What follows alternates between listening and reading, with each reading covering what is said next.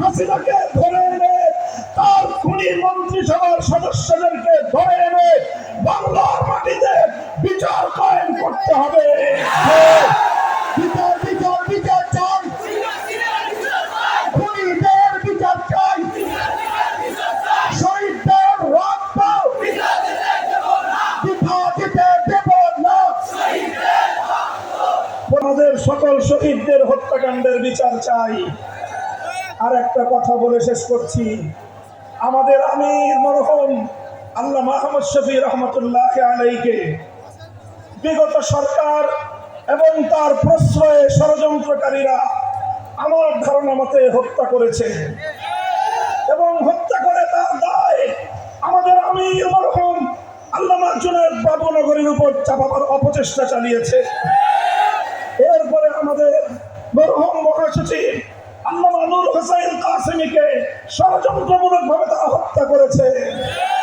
এরপরে আল্লামা জুনায়েদ বাবুনগরীকে তারা হত্যা করেছে।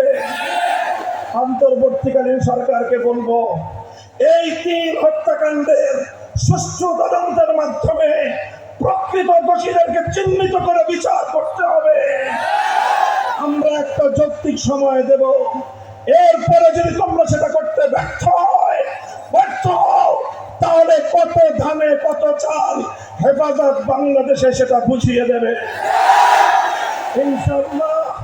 আল্লাহর এই জমিন ইসলামের জমিন, এই জমিন আল্লামা আহমদ শফির জমিন, এই জমিন আল্লামা জুনায়েদ বাবুনগরীর জমিন, এই জমিন আল্লামা মুহিবুল্লাহ বাবুনগরীর জমিন। হেফাজতে ইসলামকে মাইনাস করে বাংলাদেশ অতীতেও ভালো চলে নাই, আজও ভালো চলতে পারবে না, ভবিষ্যতেও ভালো চলতে পারবে না। হেফাজতের সাথে আছেন তো? থাকবেন তো? নাম ছড়াতে হলে দিবেন তো? রাতের অন্ধকারে অশ্রু ঝরাবেন তো? প্রয়োজনে আবার স্বপ্ন চত্বরে গিয়ে বুকের রক্ত খাওয়া দেবেন ইনশাআল্লাহ। ইনশাআল্লাহ শাহাদাতের সিঁড়ি বেয়ে কালেমার ঝান্ডা বাংলাদেশে পথ পথ করে উড্ডীন হবে। সেদিনে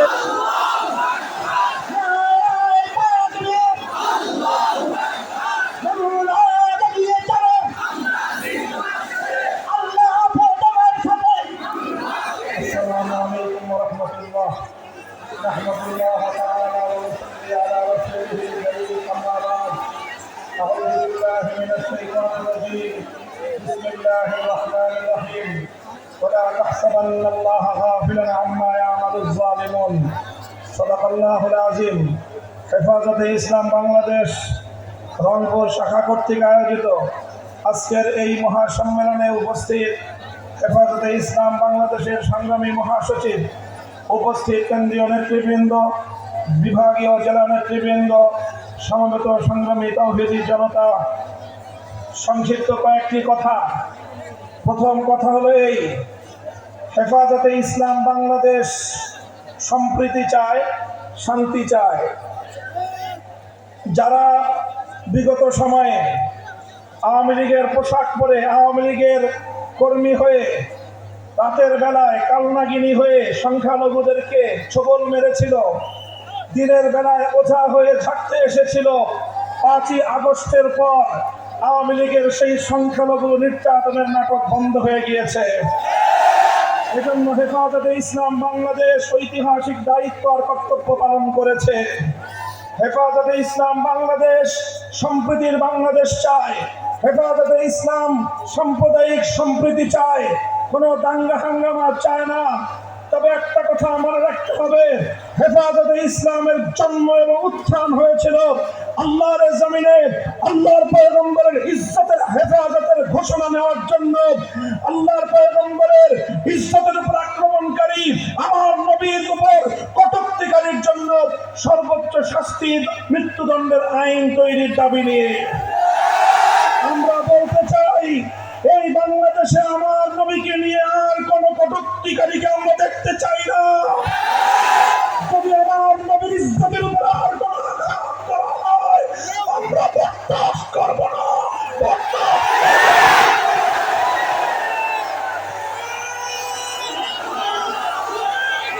হেফাজতে ইসলাম বাংলাদেশ বাংলাদেশের সবচেয়ে সবচেয়ে বেশি মজলুম সংগঠন। বিরোধী দল হিসেবে বিএনপি নির্যাতনের শিকার হয়েছে, জামায়াতে ইসলামী বাংলাদেশ নির্যাতনের শিকার হয়েছে, হেফাজতে ইসলাম বাংলাদেশ 13 সালে গণহত্যার শিকার হয়েছে, 21 সালেও গণহত্যার শিকার হয়েছে হেফাজতে ইসলাম বাংলাদেশ। 13 সালে আমার শহীদদের হত্যাকাণ্ডের বিচার চাই, 21 সালের আমার শহীদদের হত্যাকাণ্ডের বিচার চাই। শেখ হাসিনাকে ধরে এনে তার খুনি মন্ত্রিসভার সদস্যদেরকে ধরে এনে বাংলার মাটিতে বিচার কায়েম করতে হবে। বিচার বিচার বিচার চাই, খুনিদের বিচার চাই, শহীদদের রক্ত বৃথা দিতে দেব না। পরিষ্কার আমরা আখেরি ঘোষণা, 2013 সালে হেফাজতে ইসলামের উত্থান ঘটেছিল তখন যখন বাংলাদেশকে নাস্তিকবাদ গ্রাস করার পায়তারা চালিয়েছিল। শাহবাগী চেতনার নামে আমার বাংলাদেশের নতুন প্রজন্মকে যখন নাস্তিক বানাবার ষড়যন্ত্র হয়েছিল, হেফাজত রক্ত দিয়েছে, জীবন দিয়েছে এদেশ থেকে নাস্তিকবাদকে রুখে দেওয়ার জন্য। আজ সেই জালিম শাহীর পতনের পরেও এখনো পর্যন্ত শিক্ষা ব্যবস্থা থেকে নাস্তিকবাদের শেকড় উপড়ে ফেলা হয় নাই। আমরা দেখছি, আমরা যৌক্তিক সময় দিতে চাই, কিন্তু অন্তর্বর্তীকালীন সরকার না তত্ত্বাবধায়ক সরকার এই বাহানা দিয়ে আমাদের এই দাবি পূরণে বেশি কাল ক্ষেপণ করা যাবে না। আগামী শিক্ষাবর্ষের আগে জাতীয় শিক্ষা সিলেবাস থেকে নাস্তিকবাদের সকল শেকড় উপড়ে ফেলতে হবে।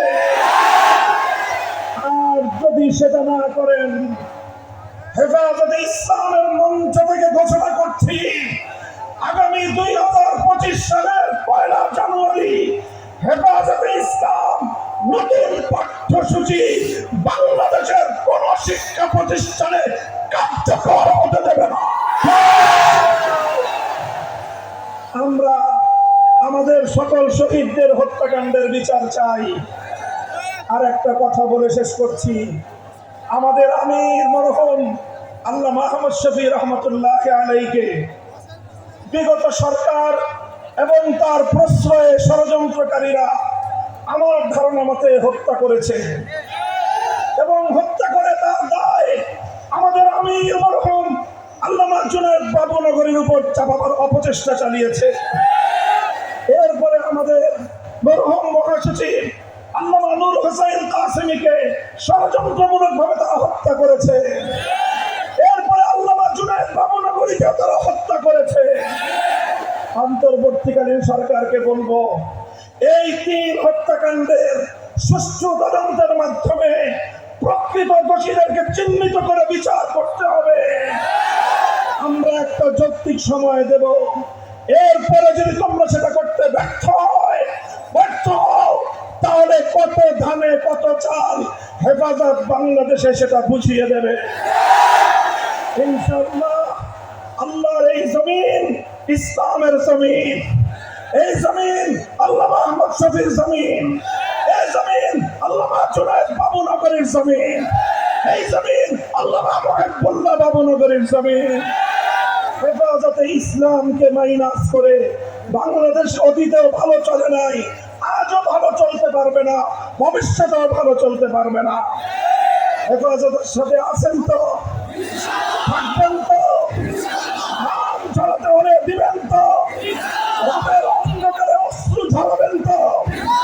প্রয়োজনে আবার স্বপ্ন চত্বরে গিয়ে বুকের রক্ত খাওয়া দেবেন ইনশাআল্লাহ। ইনশাআল্লাহ শাহাদাতের সিঁড়ি বেয়ে কালেমার ঝান্ডা বাংলাদেশে পথ পথ করে উদ্দিন হবে। সেদিনের সেই সংগ্রামী সালাম অভিবাদন জানিয়ে শেষ করলাম। ওয়া আখিরু দাওয়ানা আলহামদুলিল্লাহি রাব্বিল আলামিন। হেফাজতে ইসলাম বাংলাদেশ জিন্দাবাদ, বাংলাদেশ জিন্দাবাদ। নাসরুম মিনাল্লাহি ওয়া ফাতহুন করিম।